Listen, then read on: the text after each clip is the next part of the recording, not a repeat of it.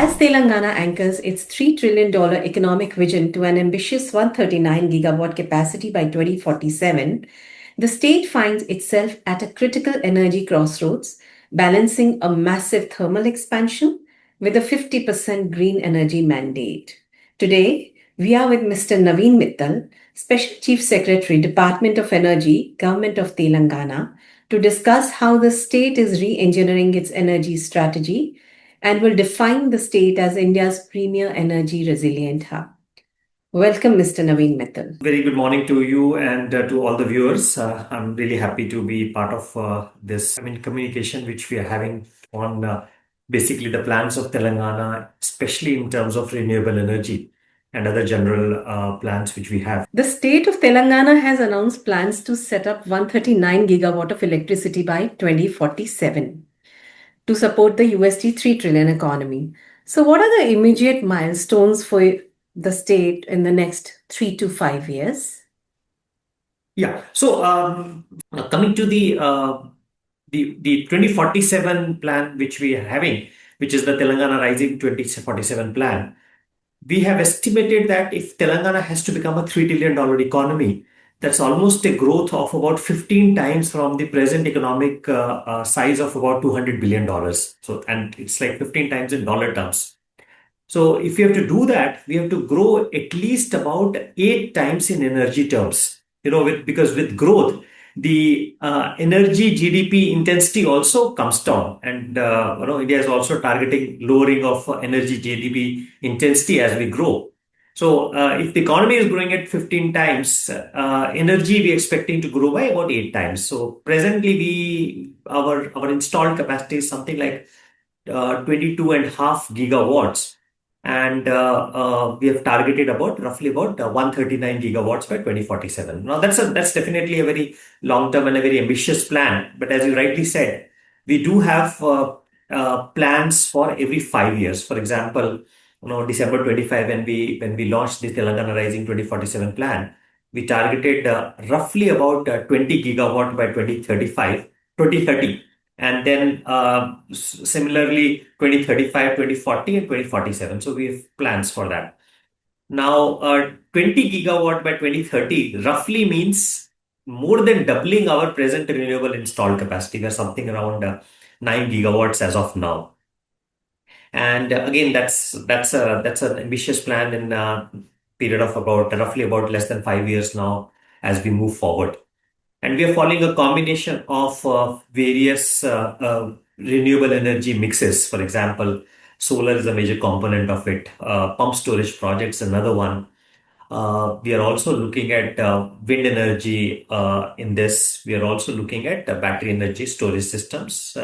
And also any other renewable energy which can actually help us. For example, we are also looking at, though not at a very large scale, but biomass to energy plants also and waste to energy plants also to add to this. So, one of the recent announcements that the Honorable Minister had made was about adding around 5,000 to 6,000 megawatt capacity of thermal to meet the state's energy demand.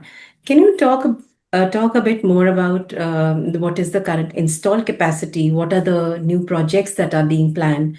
Whether these are greenfield or brownfield expansions, and expected timelines of the projects. Yeah. So we are presently having a very large thermal project which is currently under construction, which is 800 into 5, 800 megawatt into 5 units at a single place, which is Damarchalla in Nalgonda district. We have it's right very close to the banks of Krishna River. We call it the Yadadri Thermal Power Station. And this is the biggest plant we have under operation or under construction in Telangana at a single location. Now, out of this, as we speak, 3 units of this plant have already been commissioned. That is 2400 megawatt has already been commissioned. Another unit, the synchronization has happened and the commissioning is going on as we speak. So that will take it to roughly about 3,200 megawatt in maybe in coming weeks time. And there is one more final unit which is going to be commissioned, which we are expecting sometime around last week of May or middle of June. So in between, target is another about 2.5 months time. That final unit of 800 megawatts will also come in. So that will take that plant's capacity to about 4,000 megawatts, which is completely new, which is coming in. Apart from this, we also have another additional unit of 800 megawatts of Singareni, which is coming up along with its 1200 megawatt power plant, which is already there in a place called Jaipur in our Mancherial district. That is already started construction. We have also signed a PPA with the NTPC for another 800 megawatts out of 3 into 800 megawatt new power plant, which is Ramagundam, next phase by NTPC. So this, you can say, takes this entire power addition plan from 4,000 plus 800 plus 800, about 5,600 is what I'm talking about. And apart from this, another 800 megawatt of a Genco plant is also under kind of a planning stage at Ramagundam, which is in lieu of a very old plant which we had, something like 62 megawatt plant which we had, which we decommissioned. It was about a 50-year plus plant. And the idea is that Telangana, we are growing very rapidly in energy terms. So we want to make sure that our base load is available for our entire energy consumer mix, which we have, like, whether it is industrial or commercial or domestic or agriculture. We are trying to ensure that the base load of that is definitely available with us. And how are you going about the aging assets? What are the capacities that already exist? And are you going ahead with some brownfield expansions? Are there retrofits or revamps that you are carrying out? Right. No, so luckily, Telangana, since it is one of the youngest states of India, we formed on 2nd June of 2014. Uh, Historically, Telangana was kind of energy deficit from generation point of view, historically. And today we are now in a comfortable position because of the work which we are currently doing in terms of putting up these plants. And luckily, most of our plants are still having good enough life available. But Mhm. as you rightly said, we do have to factor into account any of these aging units which come up. So we do spend a lot of our time and energy on O&M of these units to keep them in proper shape. And couple of those units will need renovation and modernization maybe sometime around 29 2030.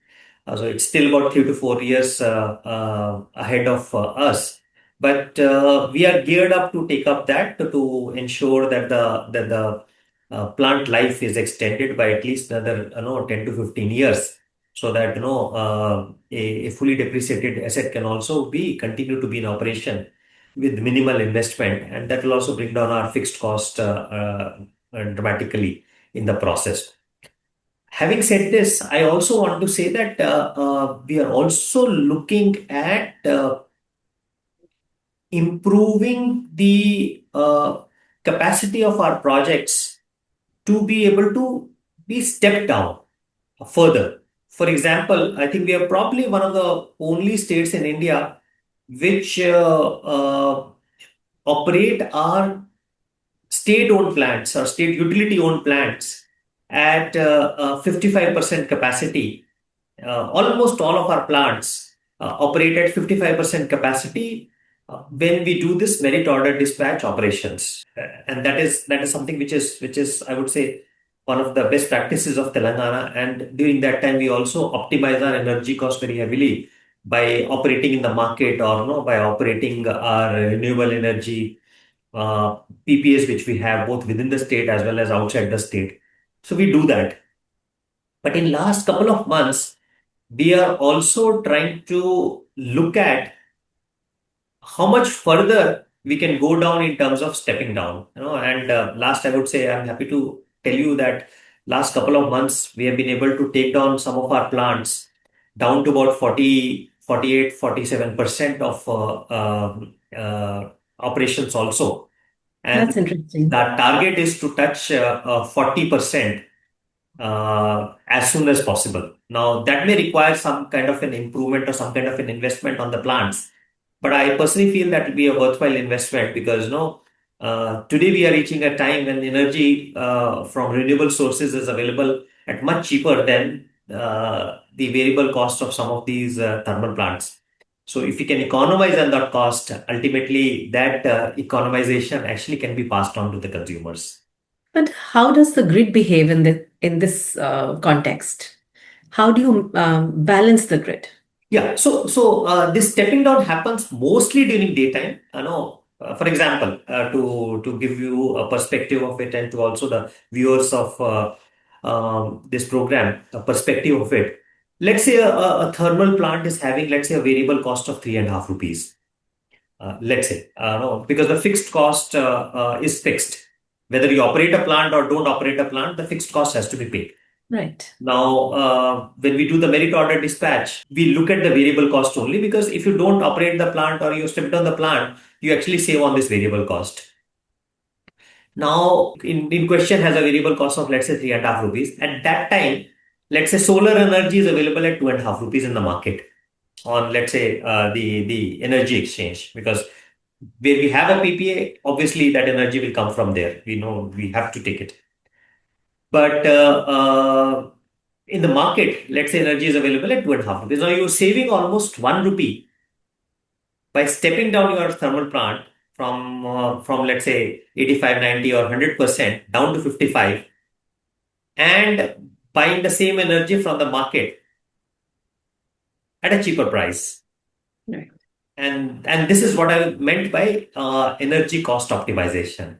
And I am happy to tell you that Telangana today is a leader in the country in energy cost optimization.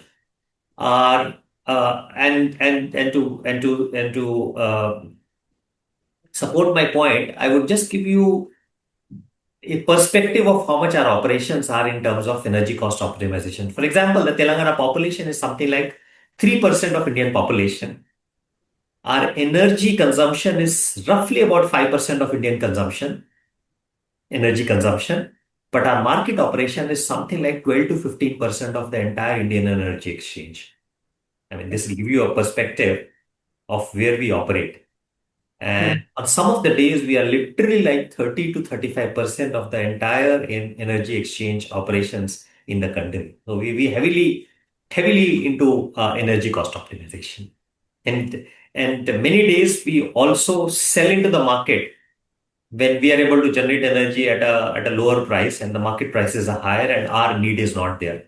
And and this energy optimization also helps us to optimize the grid operations, because we are able to kind of play with the dynamics both when we are deficit and also when we are at surplus level.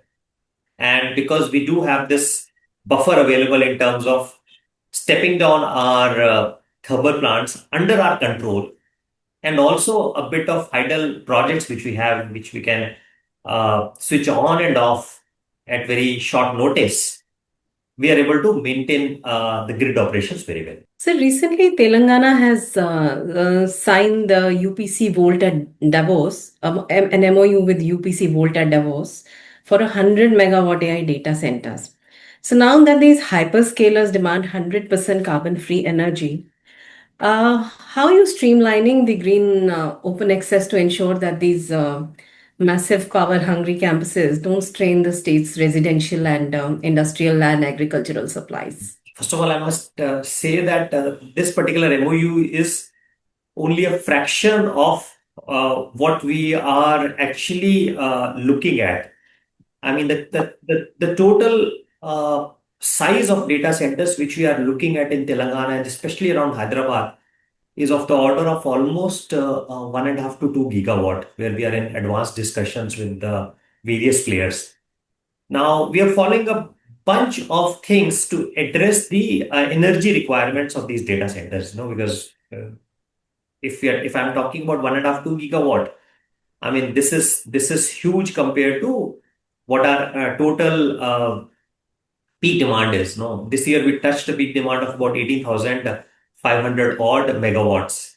So I'm talking of almost like uh, almost 8 to 12% or 9 to 11% of our peak demand in terms of the addition of data centers.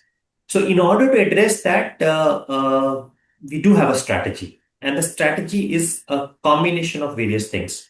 For example, the additional assets which you are bringing in terms of thermal as well as in terms of renewable energy would be supporting this from our state side, number one.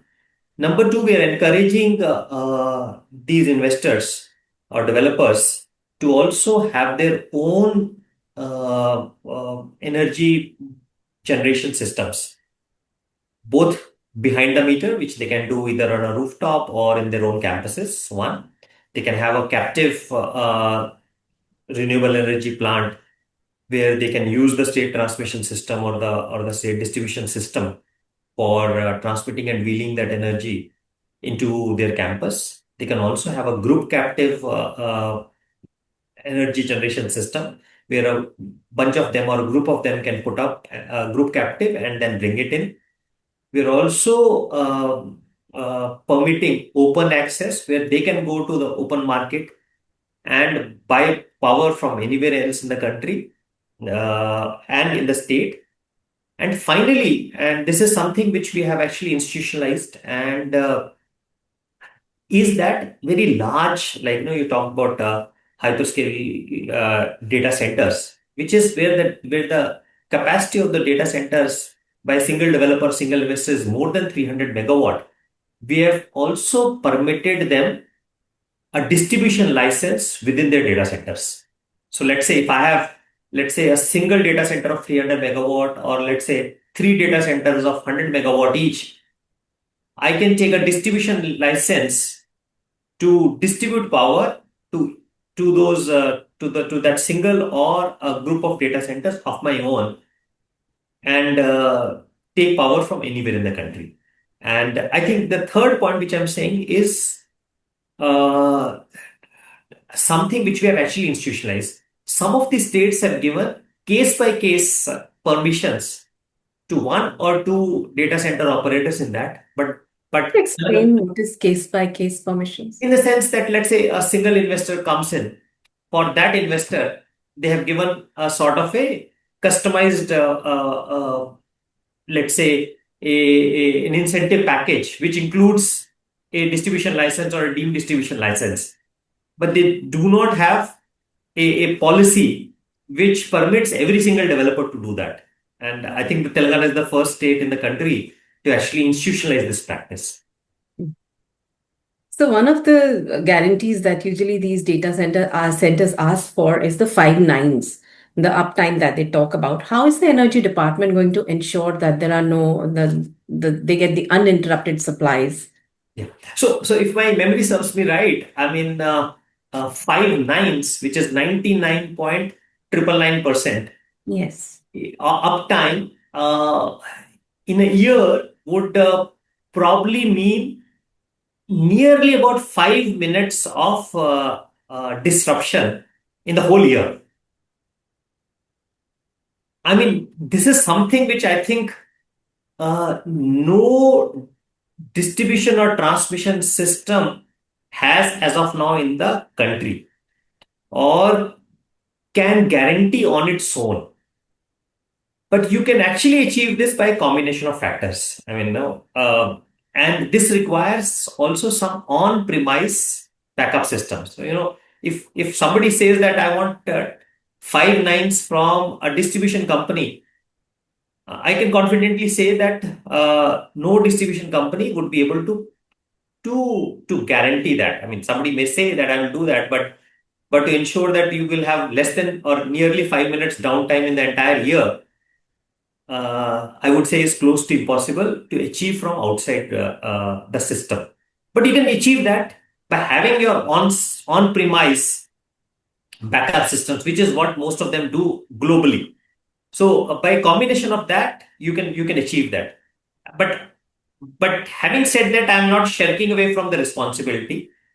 From our side, we are promising very high quality power reliability in Telangana. For example, we say N minus one reliable distribution system, where we say that every single component which can fail, we will have a backup for it. Now, you will have two lines, two separate lines coming from two separate sources. That is something we can provide. We are also working on ensuring SCADA systems as well as fault detection and rapid fault response systems to ensure that the downtime time from a distribution or a transmission system is minimized for such high quality power requirements. But I would again say that it's again a combination of things which you need to do to ensure 5-9 level of reliability for a critical application like a data center. Mhm. So, when we are talking about handling the peak demand, nuclear is something that is under a very strong focus, and we have very ambitious plans to set up 100 gigawatt capacity. Is Telangana also considering setting up nuclear power plant in the future? So we are one of the states which is looking at nuclear power also to augment our energy generation mix. We already have some PPAs with the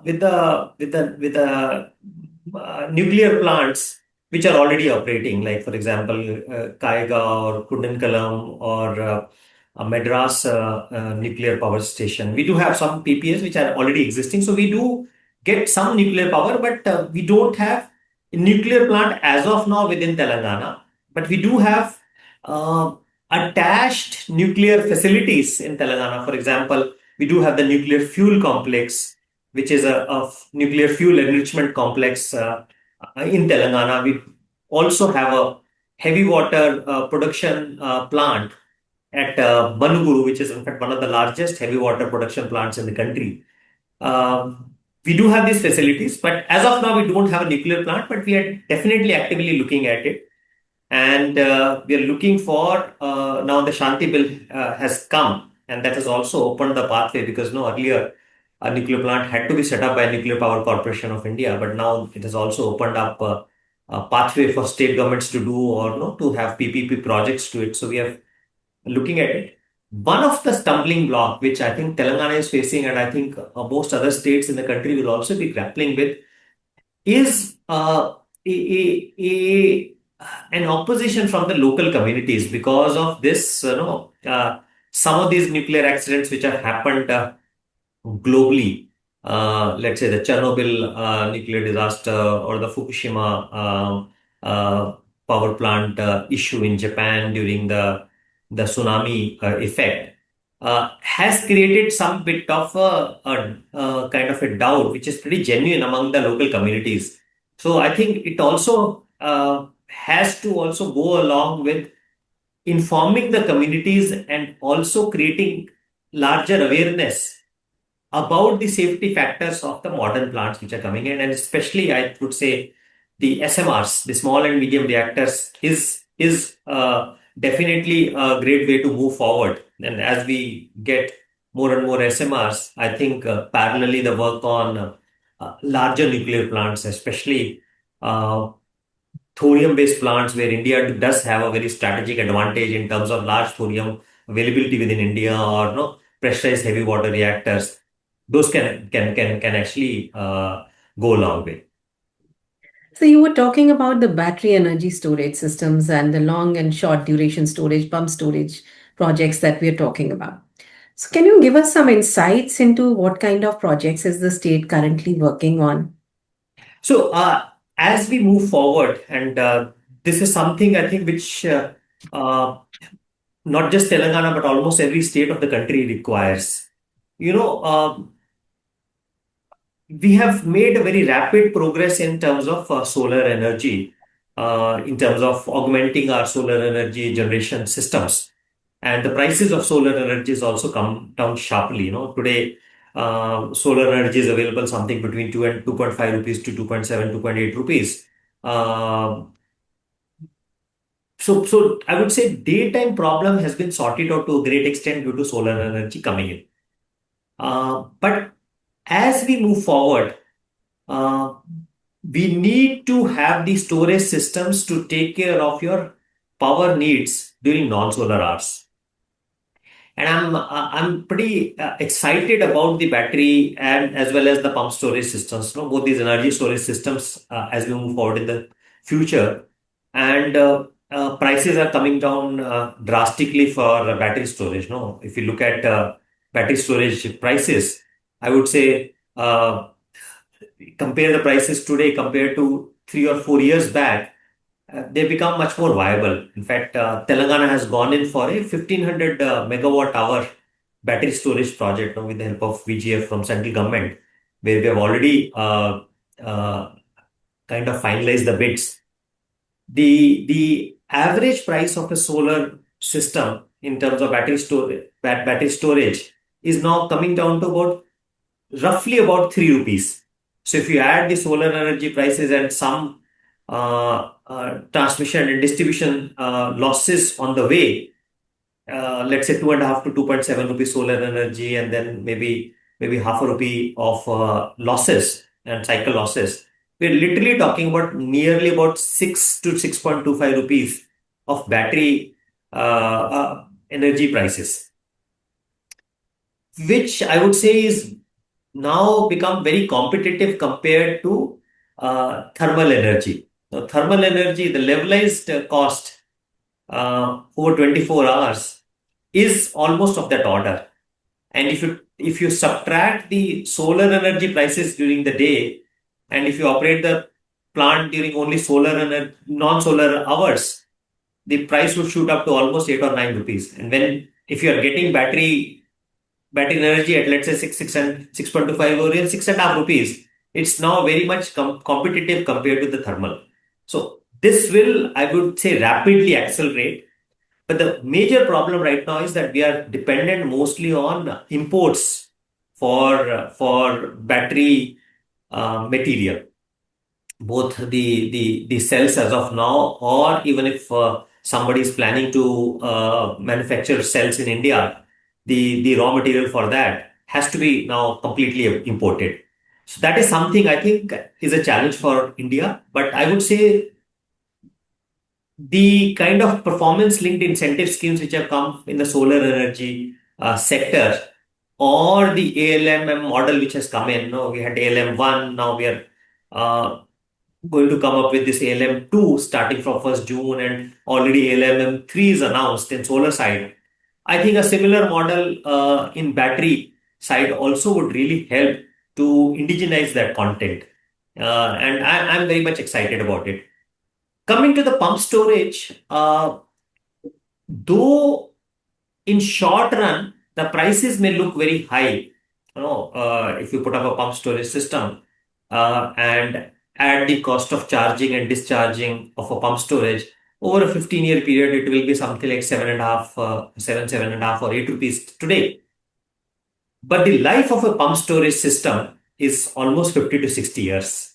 And once the system gets depreciated, or the debt on that system is repaid in 15 years, for next 35 to 40 years, that asset is like a normal hydropower project, is almost free for you. Yes, sir. And the content is completely indigenous. So, the cement which you are going to put in the pump storage system is manufactured within India. The steel which you are going to use in that is manufactured in India. The sand which you are going to put in is going to come locally. The labor which you are going to put in is going to be indigenous labor, except the turbines, which again are manufactured in India. Literally, we are talking about almost 100% indigenous content. So every single rupee as a country which we spend on a research project stays within India, and it is an addition to our economy.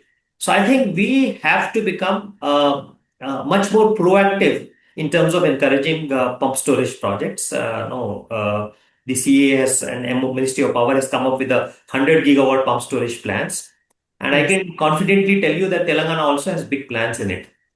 So we have identified something like 31 projects where pre-feasibility work has been done in identifying these projects, that these projects are financially as well as physically viable projects, and they put together totally amount to roughly about 20 gigawatts. Okay. And now we are in the process of preparing DPRs for that. So we already started work on making DPR of one project, which is almost ready, and another four projects which are taken up now for DPR preparation. If this will totally put together, will be about 5 gigawatts roughly, where we are now in advanced stage of DPR preparation. Apart from this, we also have MOUs with self-identified PSP projects in our state. And the total of that put together is roughly about 10 gigawatt, where uh, most of these private investors who have come in, they are now doing very deep exploration of the feasibility of these projects, as well as some of those projects are also in the DPR preparation stage. So I think we are very much ready to go. The groundwork has been done, and in about next 6 to 12 months, we'll see some of these projects now moving into bidding stage and and taking off in coming days. Of course, the gestation period or the time for construction of these projects is roughly 3 to 5 years. So I expect in about 4 to 6 years, we would see actually some of these projects on ground.